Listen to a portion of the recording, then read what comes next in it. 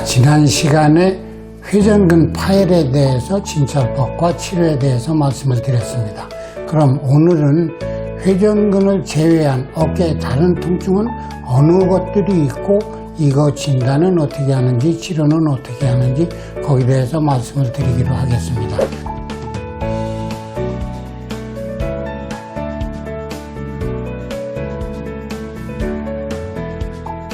첫 번째로 충돌증후군에 대해서 말씀을 드리겠습니다. 충돌증후군의 원인은 무엇이냐? 이 충돌증후군이라는 것은 회전근 또는 이 알통의 힘줄 이런 것들이 어깨, 날개축지뼈 바로 옆에 나와 있는 이 부분에 가서 부딪히고 인대에 가서 부딪히고 이럴 때 생기는 통증을 충돌증후군이라고 얘기를 하는데 진찰법은 간단합니다. 제가 지금 시범을 보이도록 하죠. 팔을 이 상태에서 앞으로 이렇게 돌릴 때 아이고 아파. 이거 충돌증후군의 한 가지 타입입니다. 두 번째 타입은 뒤로 이렇게 제끼려고 했더니 아이고 아파. 이게 충돌증후군 타입 2입니다. 그 다음에 팔을 안으로 이렇게 돌리고 조금씩 누르면서 안으로 끌고 들어갈 때 또 충돌이 일어나서 생기는 통증. 충돌증후군은 이 세 가지 타입이 있습니다.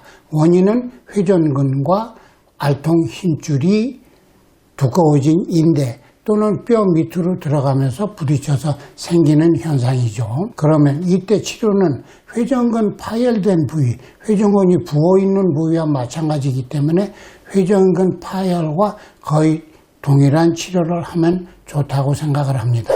충돌증후군은 세 가지 타입이 있는데 지금부터 보여드리겠습니다. 환자의 팔을 옆으로 올려서 이 상태에서 손을 밑으로 돌릴 적에 극심한 통증을 호소하죠. 이게 한 가지 타입이고 그 다음에 반대로 이 상태에서 팔을 뒤로 제꼈을 때도 엄청난 통증을 호소합니다. 이게 충돌증후군의 두 번째 타입이죠. 세 번째 충돌증후군은요. 손을 반대편 어깨에 얹고 이 상태에서 누르면서 안으로 끌고 들어갔을 때 통증을 느끼게 되는 것입니다. 이것이 충돌증후군 세 가지 타입에 대한 정확한 진찰법입니다.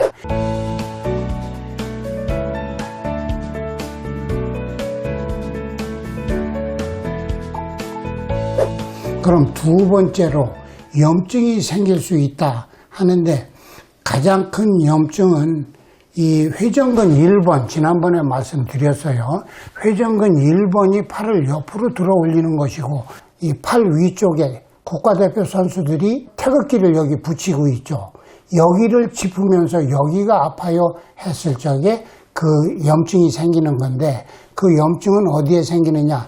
1번 회전근과 삼각근 사이에는 달치마르라고 해파리 같이 아주 얇은 미끈미끈한 조직이 있습니다.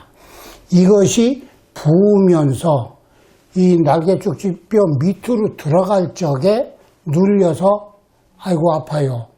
그 다음에 여기를 짚으면서 아파요. 밤에 잘 때 어떻습니까? 밤에 아파요. 그리고 이쪽으로 누우면 아프다고 호소를 합니다. 왜 그런가요? 정상은 괜찮죠. 이 염증이 부어있기 때문에 그쪽이 눌리죠. 1번 회전근하고 삼각근 사이에서 눌리기 때문에 밤에 잘 때 그쪽으로 누울 때 아프다는 얘기입니다. 그때 이 염증이 생긴 거는 사실은 치료는 간단합니다.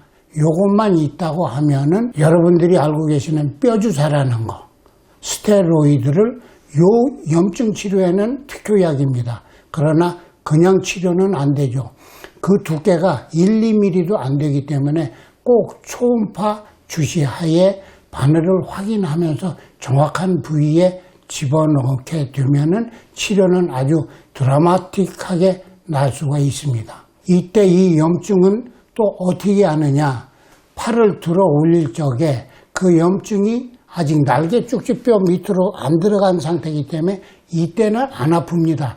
90도쯤 올라가면 이미 여기서 이렇게 움직여지기 때문에 눌리면서 아파요 아파. 90도에서부터 120도 30도까지 올라가면은 쏙 들어가 버리니까 지금은 안 아파요.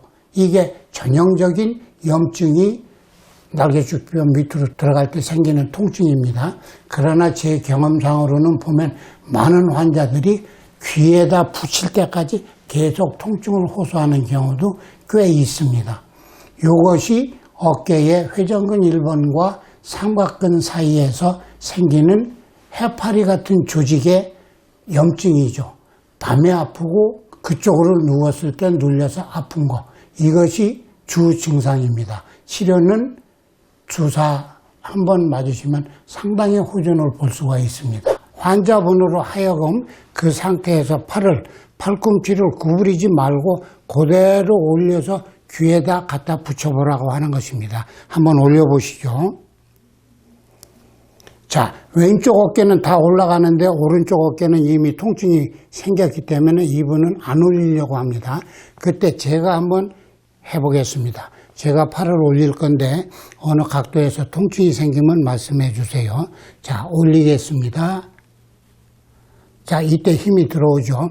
이때 그 해파리가 날개축지뼈에 부딪혀가지고 통증이 생기기 시작을 하고, 정상적인 통증은 날개축지뼈 안으로 들어가면은 안 아픕니다. 이게 90도에서 생겨서 120도에서 없어진다고 되어 있는데, 제 경험상으로는 거의 귀에 붙을 때까지 통증을 호소하는 경우가 상당히 있습니다. 이것이 해파리에 염증이 있을 때 나타나는 소견이죠.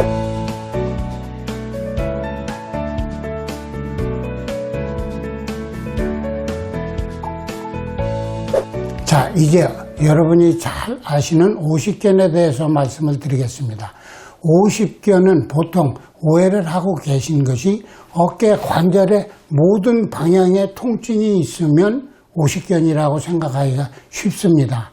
그런데 이 오해를 풀기 위해서는 회전근 파열과 오십견의 원인이 틀리다는 걸 알아야 됩니다. 회전근 파열은 1번은 밖으로, 2번은 안으로, 3번은 옆으로, 이렇게 이미 말씀을 드렸어요. 오십견의 특징이라고 하는 것은 운동 제한이 있긴 있습니다.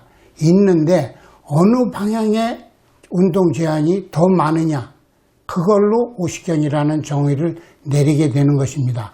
오십견이 어깨에서 우리가 움직일 수 있는 방향은 옆으로 벌리는 방향, 그 다음에 안으로 들어오는 방향, 그 다음에 옆으로 돌리는 방향, 옆으로 벌리는 게 아니고 돌리는 방향입니다. 각 방향에서 운동 제한이 있을 수 있어요. 그런데 옆으로 벌리는 것도 통증이 조금 있다. 오십견? 물론 그럴 수도 있죠. 그러나 이거는 먼저 말씀드린 것처럼 회전근 1번이 파열됐을 때도 이 운동 제한이 오기 때문에 혼동이 되는 거죠. 벌렸을 때 아프다. 그거는 회전근 1번도 있고 오십견도 동반될 수도 있습니다. 그 다음에 2번은 뒤로 돌렸을 때 아팠다고 그랬죠. 이거를 또 운동 제한이 있으니까 오십견이다. 이렇게 얘기를 하면 안 됩니다. 왜냐하면 2번 회전근 문제 때도 이 현상이 생기니까요. 3번 회전근을 밖으로 돌린다? 이때가 이제 구분을 해야 되는데, 3번 회전근에 문제가 생겼을 때는 옆으로 돌려서 누군가 막았을 때 통증이 생긴다고 그랬어요. 그런데 오십견의 경우에는 옆으로 벌리는 거, 안으로 돌리는 거 다 운동 제한이 있을 수 있지만 가장 큰 운동 제한이 많은 것은 옆으로 능동적으로 환자 본인이 돌리는 게 아니라 의사분이 뒤에서 수동적으로 환자분의 팔을 90도로 구부린 상태에서 몸통에 붙여서 옆으로 쓱 돌리기 시작을 하면, 오십견 초기에는 염증이 있고 통증이 생기기 때문에 환자가 가기 싫어서 통증 때문에 꽉 수축을 합니다. 안 가려고 합니다. 그때 더 미루면 통증을 호소하죠. 이것이 전형적인 오십견의 진찰 소견입니다. 이거를 따로 특수하게 캡슐라 패턴, 관절 패턴이라고 하는데, 이걸 더 자세히 설명하기는 시간이 없으니까, 오십견은 의사가 환자 내 어깨를 팔로 돌리려고 했더니 아프다. 근데 이게 더 심해지면 어떤 현상이 벌어지냐면, 이쪽으로 계속 돌리면 아프니까 이쪽 어깨가 앞으로 나옵니다. 이렇게 반듯한 상태에서 돌리다가 아프면 들어가려고 이렇게 오른쪽 어깨, 반대편 어깨를 앞으로 끌고 나오죠. 이게 제대로 된 오십견의 진찰 소견입니다. 물론 초음파상으로 인대가 두꺼워진 거 뭐 이런 것도 알 수 있지만 그냥 간단하게 남편분이 옆으로 돌렸더니 아이고 아파서 안 돼. 조금 더 돌리니까 오른쪽 어깨가 얼렁 앞으로 나와.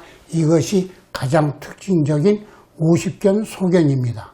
그렇다면 오십견은 어떻게 치료를 할 것이냐. 약, 주사치료, 운동치료 다 있죠. 그래도 안 될 적에는 비관열적 관절 수동술이라는 게 있습니다. 이게 아주 간단한 시술이에요. 한 20분도 안 걸릴 정도로 부분 마취 하에 굳어진 관절을 풀어주는데, 이때 제가 제일 듣기 좋은 소리는, 환자분은 놀라시지만은 각 방향으로 돌렸을 때 갑자기 막 큰 소리로 우두둑 우두둑 소리가 납니다. 환자분도 누워있는 상태에서 아이고 내 어깨 이거 뭐예요? 굳어진 관절막이 풀어지는 현상이기 때문에 저는 그 소리를 들으면 아주 기분이 좋습니다. 아, 어깨가 지금 잘 풀어지고 있구나.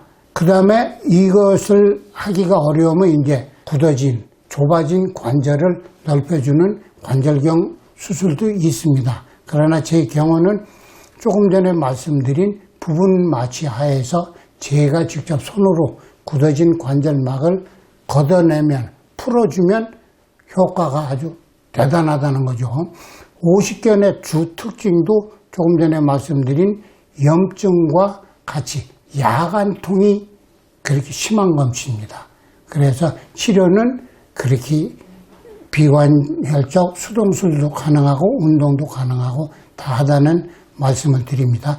여기서 제일 중요한 건 오십견은 각 방향의 운동 제한이 아니고 밖으로 돌리는 이거 제한이 가장 크다. 예를 들어서 밖으로 돌릴 때 정상 90도까지 갑니다. 옆으로. 그런데 오십견의 경우에는 30도, 40도쯤 가면 이미 환자가 안 가려고 아프니까요. 그래서 이것이 가장 큰 주 특징입니다. 오십견과 회전근 파열이 동반이 되어 있다 그러면 이때도 아플 수 있죠. 그러나 이거는 회전근 1번을 먼저 생각해야지 이때 오십견을 생각을 하면 안 된다는 게 제 생각입니다. 오십견이 회전근 파열과 손상이 되어 있을 적에는 여기에서도 운동 제한이 있을 수 있겠죠.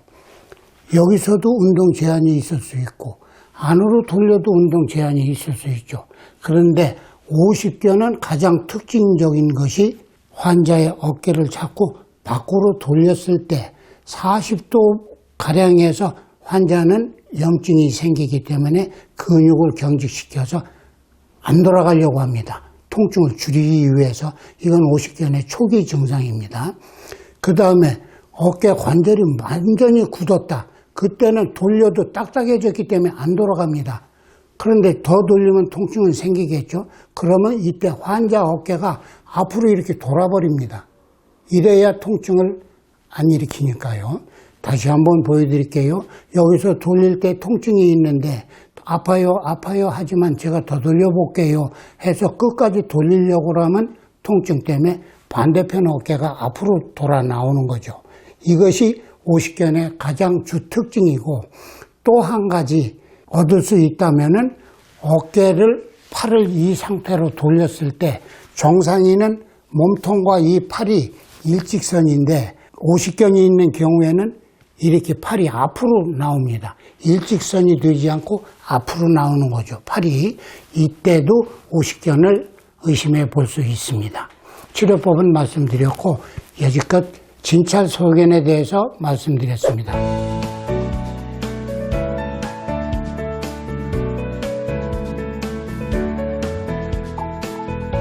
자, 이제 마지막으로 어깨 통증에서의 마지막 부위인 석회성 건염에 대해서 말씀을 드리겠습니다. 회전근 내에 딱딱한 석회석 같은 것이 축적이 되는 것이죠. 주로 회전근 1번과 2번 사이에서 많이 생깁니다. 그러면 석회석 건염은 진행 과정이 어떻게 되느냐. 1단계, 2단계, 3단계, 4단계로 나눠지는데 1단계와 4단계는 거의 통증이 없습니다. 2단계에서 통증이 있을 수도 있고 없을 수도 있습니다. 그러나 3단계에서 이 석회석이 녹아날 적에 치약처럼 녹아나는 겁니다. 그 딱딱한 조직이 굉장한 통증을 느끼죠. 심한 경우에는 어깨를 부여잡고 와서 나 좀 살려주십시오. 밤에 한숨도 못 잤습니다. 이런 환자분까지 계실 정도입니다. 그렇기 때문에 석회석이 보인다고 해서 무조건 치료를 해야 된다. 그건 아니죠. 2단계에서 약간 치료가 필요할 수도 있고 3단계는 꼭 치료를 해야 되는 겁니다. 통증이 너무 극심하기 때문에. 그래서 그 치료는 요새 어떤 방식으로 하느냐. 석회석이 아주 조그맣습니다. 뭐 1cm, 3cm 이렇게 크지가 않아요. 그렇기 때문에 그 부위를 정확하게 찾기 위해서는 초음파를 사용을 해야 됩니다. 초음파를 사용을 해서 석회석이 회전근 내에 위치한 부위를 찾아내고 그거를 굵은 바늘로 잘게 부수는 작업을 합니다. 그런 치료를 해서 꺼집어냈을 적에 꺼집어낸 부분은 꼭 우리 어렸을 때 봤던 분필가루처럼 그렇게 보입니다. 튜브에 받아보면요. 그래서 그 분필가루를 석회석을 다 뽑아내면 좋은데 그게 하나 단점이 석회석이 빠져나오면서 아까 말씀드린 회전근과 삼각근 사이에 있는 해파리 여기를 통과하면서 화학성 염증을 일으킬 수가 있습니다. 이 통증 또한 굉장히 심하죠. 그래서 아까 치료했던 그 염증 치료했던 그 부위 해파리에 역시 스테로이드를 한 번쯤은 주사를 해주는 게 원칙입니다. 이렇게 해서 석회성 건염도 완벽하게 치료를 할 수 있습니다. 여기까지면은 어깨 통증에 대한 것은 거의 90% 이상 해결할 수 있는 진찰 치료법까지 말씀을 드렸습니다. 감사하고요. 다음번에는 팔꿈치와 손목에서 생길 수 있는 대표적인 질병들에 대해서 또 설명하고 말씀드리겠습니다. 고맙습니다.